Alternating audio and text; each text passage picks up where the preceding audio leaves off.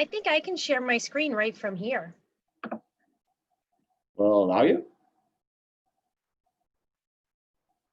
Oh, no, you disabled yeah. If you activate screen sharing, you don't even have to make me the host.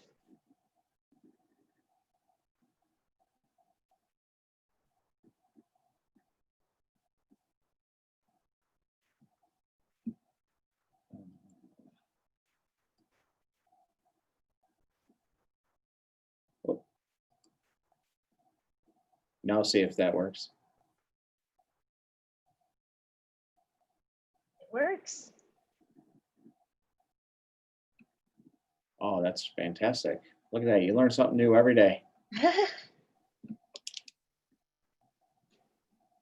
There we go.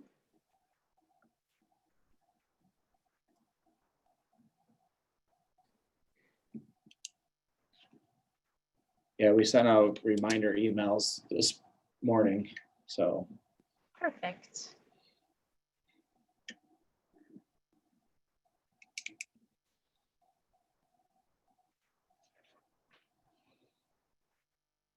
Before you get started, I just got a few key numbers that I want to go over real quick and then. No problem. turn it You over take your to- time.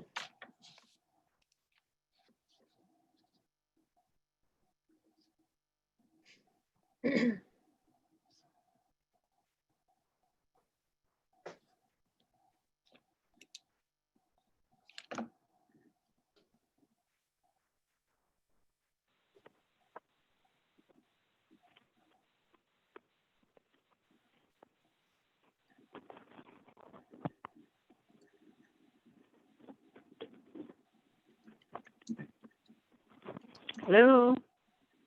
Hello. Hi, Barbara Platt signing in. Hi, Barbara. How are you? Good, thank you. Good. We're gonna get started in a few minutes. Okay, no problem.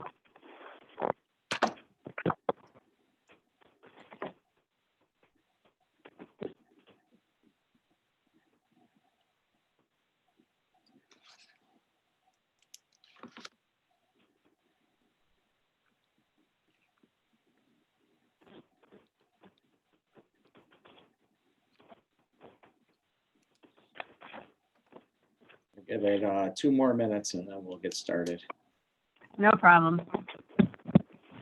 Hey, Alan, just for my planning purposes, is this an hour presentation or I just checked the invite, it didn't mention.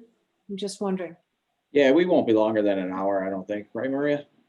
Oh, I'll probably be through the presentation in like a half hour, and then just depends on how long the questions go. Thanks so much. Mhm.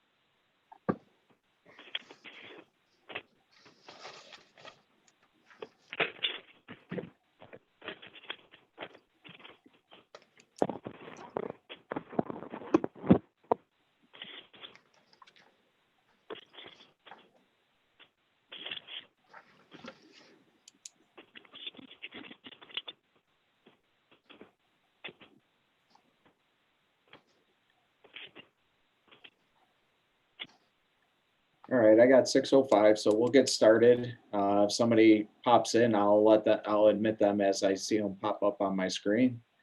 But I'd like to welcome everybody for joining us. This is our first seminar of 2020. We were doing monthly presentations last year, and then COVID hit, so that kind of ended things, and we're starting to gear back up and do more presentations on a monthly basis as we go forward. But I thought that the Medicare topic's always a good one at this time of the year to round out the year and then head into 2021. Just a few, if you don't know me, I'm Alan Dembski. I'm the managing partner with Kevin Conley at Buffalo First Wealth Management. The other advisors on our team, Tanya Abaya and Michael Knapp. To a few of them, they're not able to make it tonight, so it's just me and then our presenter Maria from Sheridan Benefits. But a couple things I just wanted to make mention of before we get into the Medicare thing. 401k deferrals, the IRS came out with their guidance last week. 401k deferrals, if for under 50, is staying the same at 19,500.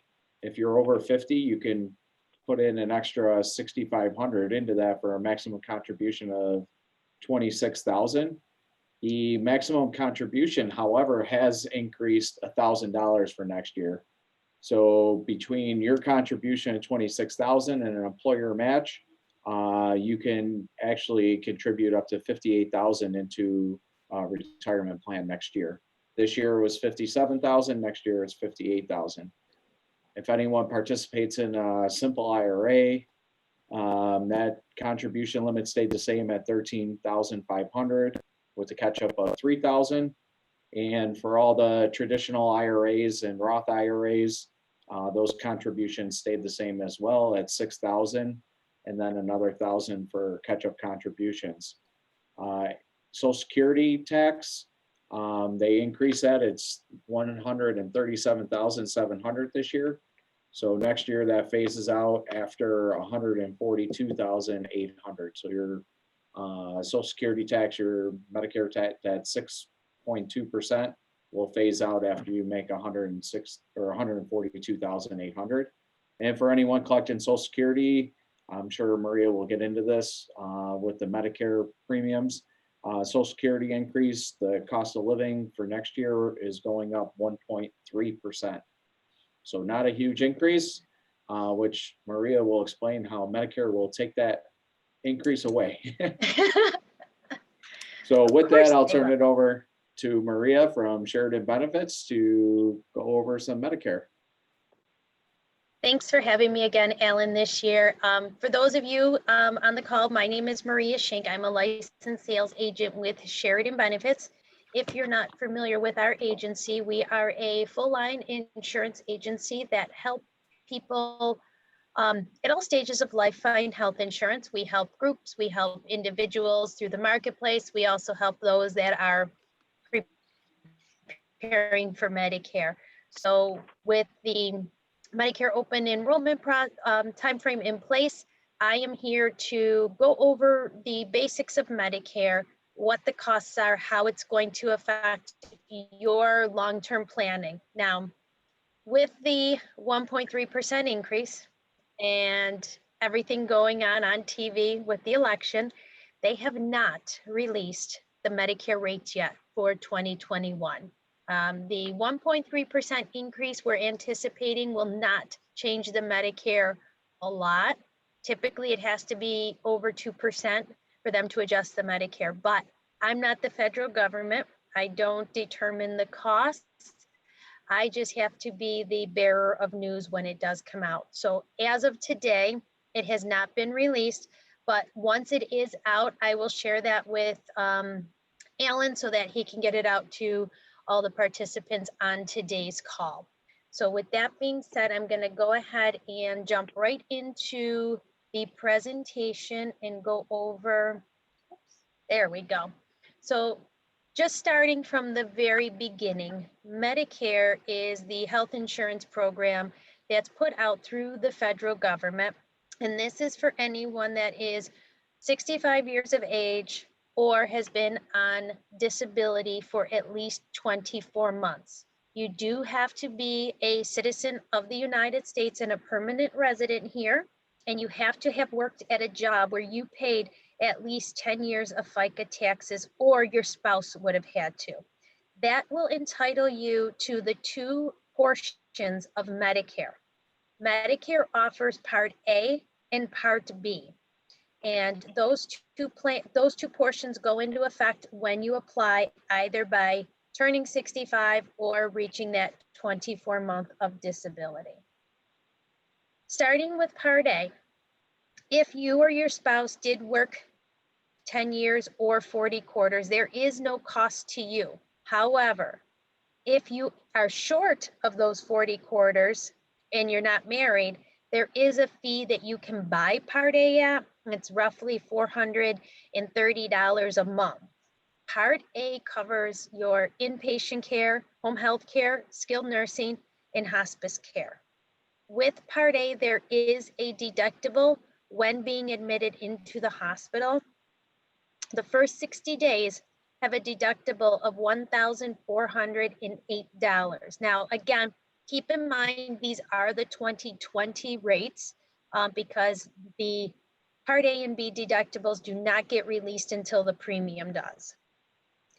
Keeping in mind with the hospitalization, when we say 1 to 60 days, that is per admission. So if you go in February because you're having your right hip replaced and you have nothing but original Medicare, you would pay that $1,408. And then later on down the line, you have to go in and have your gallbladder taken out.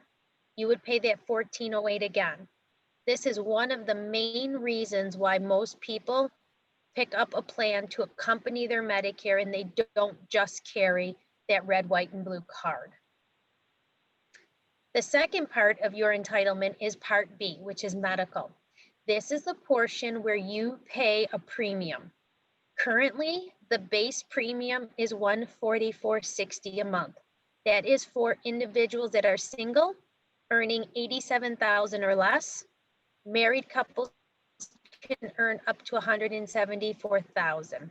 If you're above those income limits, you will be paying a higher premium on your Medicare Part B. In addition, you will also pay an adjusted amount on the Part D as in drugs. And I'm going to cover the drug benefit in just a minute, but just to let you know that when it comes to the income and the premiums, they are increased if you're above those amounts. And Alan, I'll do the same thing I did for you last year. Once I have all the new rates and the different income guidelines, I'll share that with you so that you have it for your clients when you're meeting with them. Sounds With good, thank you. You're welcome. With Part B, this covers pretty much anything outpatient: doctor's visits, lab work, same-day surgery, durable medical equipment, mental health. It will cover some illnesses if it gets worse beyond preventive, but your preventive is covered in full. The Part B deductible is $198, after which Medicare then pays 80%.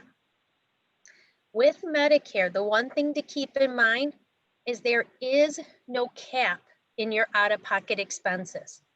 So it keeps going and going. You pay throughout the whole year, which is why most people turn to a private insurance company to pick up an Advantage plan, or what's commonly referred to as Part C. The way that a Medicare Advantage plan works is that it actually becomes primary to your Medicare A and B. It will cover all the services A and B cover. There is no medical deductible for Advantage plans. Excuse me, it will cover you for urgent and emergency care worldwide.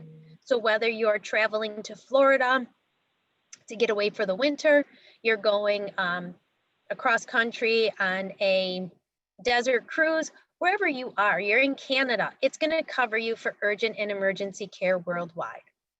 Most Medicare Advantage plan or Part C plans also include prescription drug coverage. Some plans also include vision, hearing, dental, and other wellness programs, as well as having an out-of-pocket maximum protection. This is very important because, as we mentioned with original Medicare, there's no cap to your out-of-pocket expenses. With the Medicare Advantage plan, there is. For 2020, there is no out-of-pocket maximum higher than $7,550. So if something catastrophic were to happen, that's the most you would pay in medical co-payments on these plans. You do continue to pay your Medicare Part B premium. Everybody always asks me, well, why if I'm getting another plan? The why is because that Medicare Part B premium provides a subsidy to the insurance company you choose to enroll in, which allows that insurance company to provide you with all the ancillary services, as well as reducing monthly premiums. Some of the plans are as low as $0 out of pocket. And that is because you're continuing to pay your Part B premium. There's different types of Medicare Advantage plans that you can choose from. The first two are the most common, the HMO or the Health Maintenance Organization, and the PPO, which is a preferred provider organization. An HMO, you do need to use a doctor within that carrier's network.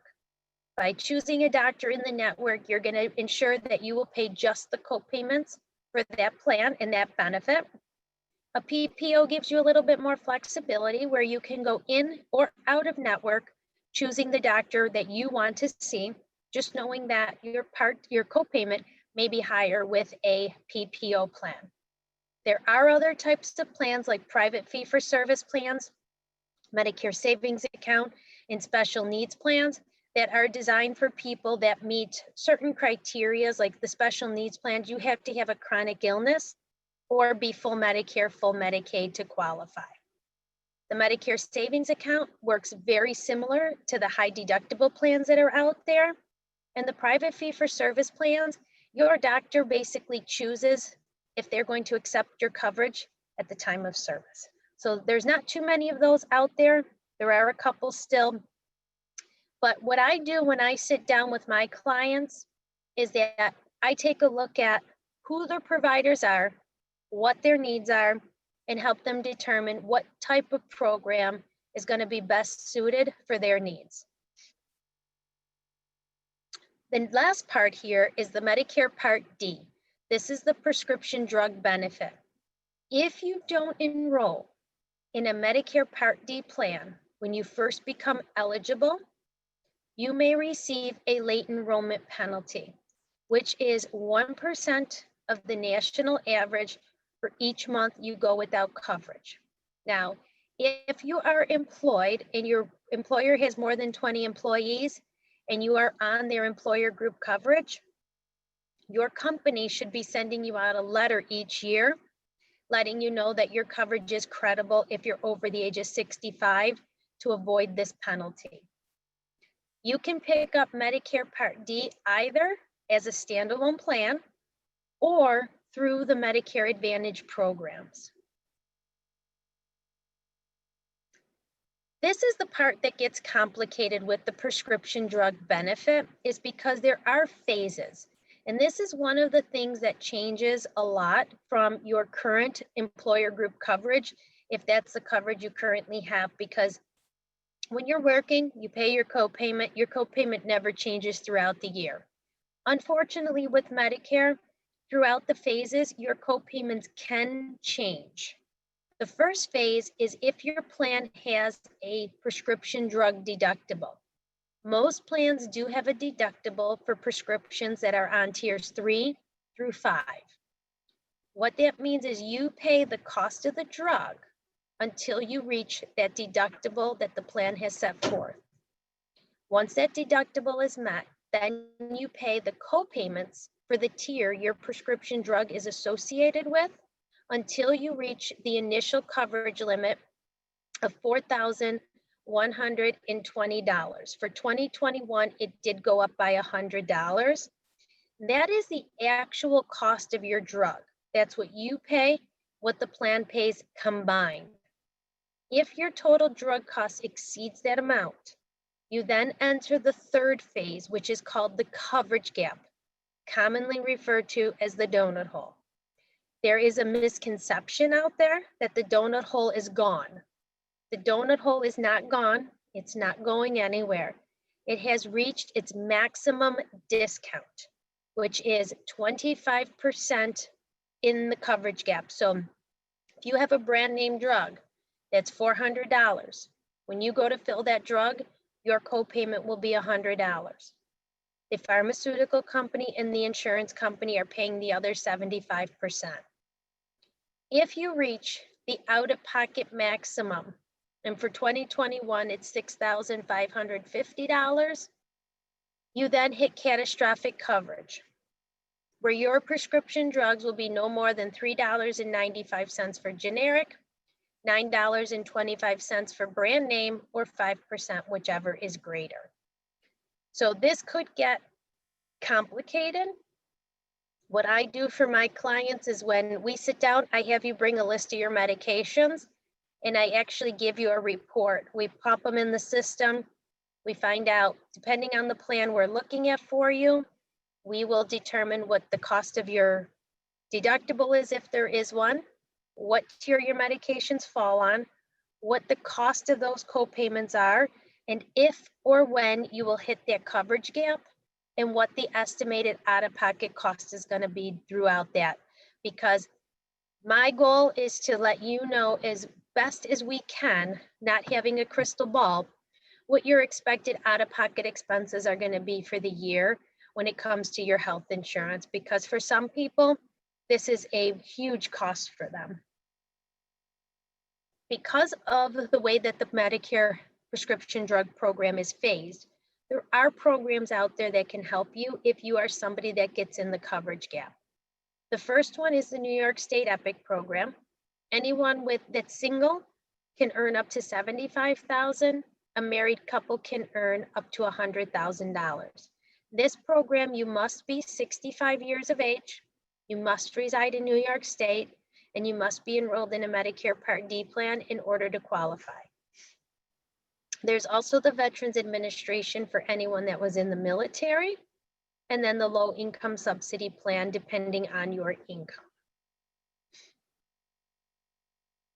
To apply for Medicare, there's two ways that you would do this. If you are not drawing Social Security benefits yet, you would contact Social Security at least 3 months before the month you turn 65. You can apply either over the phone or online at their website, which is ssa.gov. Ignore my third bullet because thank you, COVID, they are not seeing people face-to-face yet. We were told as of right now, they will not see people face-to-face prior to the end of the year. They're going to revisit it in January. So if you're looking to enroll, you can either do it on their website or over the phone. If you have started collecting Social Security, you will automatically get your Medicare card 3 months prior to the month you turn 65. So if your birthday is September 5th, you can expect to receive your card in the month of April. For those of you that may continue to work past the age of 65, this slide is very important because this slide can determine whether or not you have penalties down the road. If the employer you're working for has over 20 employees, you only need to apply for Part A. You do not need to apply for Part B if you're going to continue to stay on your employer group plan. This also holds true for your spouse. So if you're 63 and your spouse is turning 65, they can decline Medicare Part B because you are still actively working and there's more than 20 employees. There is one thing I want to point out is that if you are contributing to an HSA account, and so is your employer, you do not want to enroll in Part A. You want to defer A and B until you're ready to retire. Because if you apply for Part A, you nor your employer can contribute to that HSA anymore. And Alan can explain why. If there's less than 20 employees, then at the time of Medicare eligibility, you would need to apply for your Part A and B to avoid late enrollment penalties. Employer groups of less than 20 are not considered credible coverage in the eyes of Medicare. COBRA coverage is not considered credible coverage. And I stress that because more than ever this year with the unfortunate thing that people lost their jobs due to the COVID-19 or got laid off and they're on COBRA. I've had several people that were over the age of 65 take COBRA out and now are facing late enrollment penalties when they go to get their Medicare because COBRA is not credible. So if you're under 20 or on a COBRA plan and are turning 65, be sure to apply for Medicare Part B at least 3 months before the month you turn 65. With most plans, such as the Medicare Advantage plans, you do have certain timelines of when you can enroll. Everyone has their initial enrollment period when they first turn 65. It starts 3 months before your birthday, the month of, and up to 3 months after. This is your 7-month window of opportunity to enroll without incurring any penalties. After you've made your initial enrollment selection, every year you have the annual enrollment that runs October 15th to December 7th. If you have a qualifying event, you can enroll when that event takes place. So if you're coming on or off an employer group plan, you are moving in or out of the service area, you can change your plan at that time. If you are a New York State EPIC member, you can change your plan one time each calendar year. After, now that we've gone through the enrollment periods and one type of plan, I've covered the Advantage plan, I covered the Part D plan. There is another type of program out there that's available, and that's called the Medicare Supplement or a Medigap policy. These work a little bit different, where your Medicare is primary, the Medigap is secondary. A Medigap policy will only pay what original Medicare pays for. So it'll cover things like doctor's visits, hospitalization, lab work. It will not cover things like routine eye exams or routine hearing exams because original Medicare doesn't cover it. It does allow you to use any doctor that accepts fee-for-service Medicare, and it does not include prescription drug coverage, so you would need to get that standalone prescription drug plan. So depending on what your needs are, this is another option that we would look at based on what you need when it comes to care and what makes more sense financially for you. These are really designed for people that have chronic illnesses, and the amount of co-payments they pay for doctor's visits outweighs what the premium is. Because these start out at about $200 a month for premiums, could go upwards of $400. So they're not right for everybody, but that's where I come into play to help you determine what would be right for your situation. That is the conclusion of my presentation. I'm happy to answer any questions that any of you have. If somebody is at that point where you're already on Medicare and you want to review options, or you're becoming eligible in the near future and you just want to see what the options are for your future financial planning, I am more than happy to meet with you one-on-one. My office is located at 7 Limestone. We are open by appointment only. I do evening appointments at home, Tim Hortons, wherever we can meet in a safe environment to make sure that we keep the COVID spread down to a minimum and keep ourselves safe. So if there's any questions at this time, I'd be happy to answer those. I have a few questions, actually. Hey, As a 40-something-year-old that I can help educate my clients on. The first one was your drug, with the donut hole and the co-pays for drugs. Now, yeah, so let's just say I get to the catastrophic and I've paid $6,350.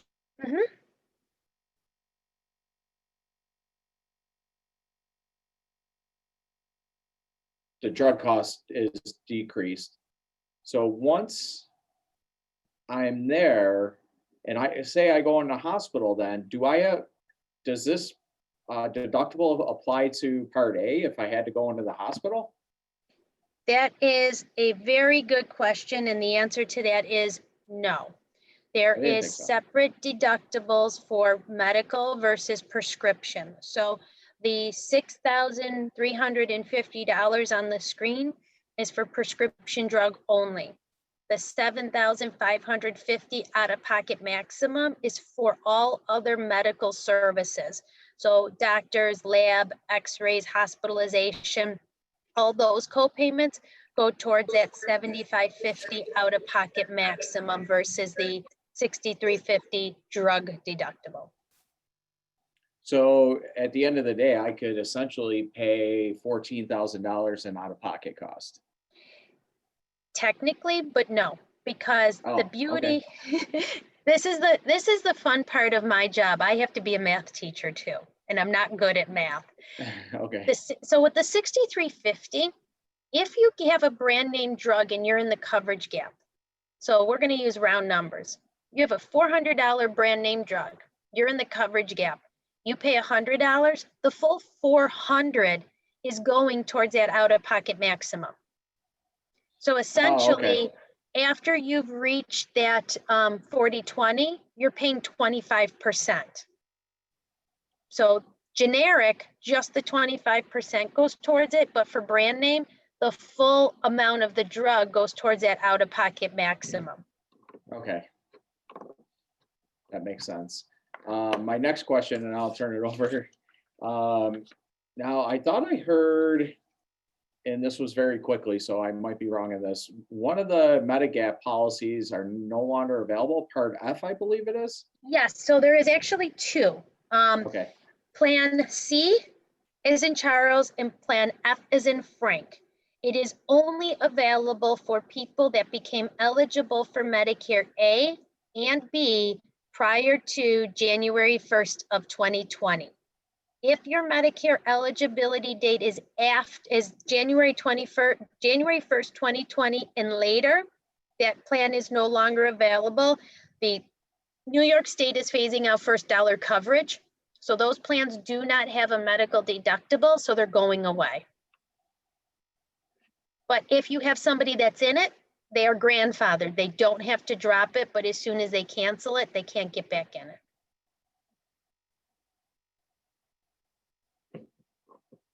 Does anyone else have a question? I can, because I still have a couple more.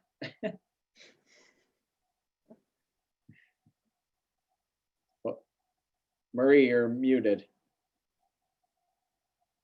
Mute. Okay. I'm usually on a different video platform, so thanks That's so okay. much. First of all, thank you, Maria, for the informative presentation. My question is, I am 70 years old. I still work full-time. I work for a company with literally thousands of employees. And I do have a Medicare Part A card. Mhm. But when I go to the doctor or the hospital or anything, I just usually show my own independent health card, because I participate in employer insurance. So in my case, does Medicare actually ever kick in, or is everything just covered under my employer-based insurance? And like I have a copay with my employer-based insurance, or it's actually a high deductible plan, so I have to pay like the first $1,500. So like, does Medicare ever come in for me, or not until I really actually fully retire? Right now, your Medicare A really isn't going to do anything for you because your employer is over 20, your employer health plan is always going to be primary. And because your high deductible plan is $1,500, your Medicare A deductible is $1,408. So it's really not going to cover, Medicare is not going to cover you until you've met your deductible anyways, because your plan is primary. So right now, put your Medicare card in a safe place with all your important paperwork. You don't need to worry about that until you decide to retire or drop your full-time status and you're no longer eligible for benefits through your employer.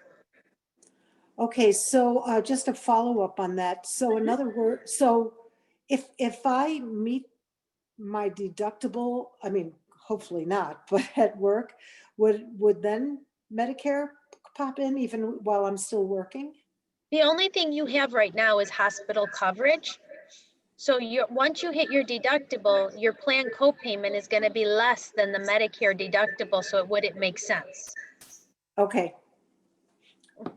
Okay, thank you. I have one other question, Yeah. Alan, if you don't mind.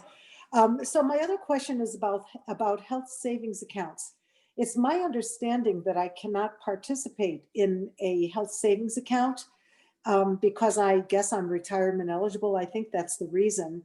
But I just want to double check that with you. I have to use one of those flexible accounts and try to estimate what I will, I don't like that, I would rather use an HSA, but I just want to confirm, is that actually, do I have the straight talk there on HSAs?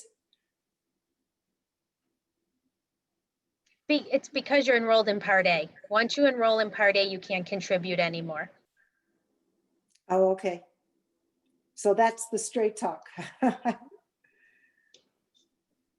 Okay, thank you. You're welcome. Yeah, that's the thing about FSAs is you got to kind of, the flexible spending account, you got to kind of guesstimate what your expenses are going to be able to carry that forward. Or you can now carry up to 500, I think, over per year. Can you? Because I overplanned last year. The year before I underplanned because I had cataract surgery. So this year I overplanned and I'm just not sure I'm going to actually use those funds by the end of the year. So can I carry some of them over? I would have to double check on that, but I'm almost positive part of the, I know it's getting a lot of talk right now, part of the change in Obamacare was the carryover of $500. If you had more than that, you couldn't carry over. But they should let you carry over unless your plan document is something different. Each health plan has their own plan document. It's just like a 401k. So it's depending on how that plan is written. You might want to check with your HR person and see if you can do that. I think I will do that because I'm in election time right now. I have just another week to make my elections for next year. So good tip. Thank you, Alan. Yeah. Yeah, that was always a use it or lose it until Obamacare came in to effect, or the Affordable Care Act. I don't want to call it Obamacare because I don't want to get political, but the Affordable Care Act. Got it. All right, anyone else have a question? Oh, you gotta unmute you. There you go, Ann. Yeah, hi. And thank you again for having this session tonight. Okay, so I'm currently very close to the 65-year age mark, but I'm not currently living in the US. I am a citizen, but I just wonder if this is something, and I may be moving back to the States, but I'm not sure at this juncture.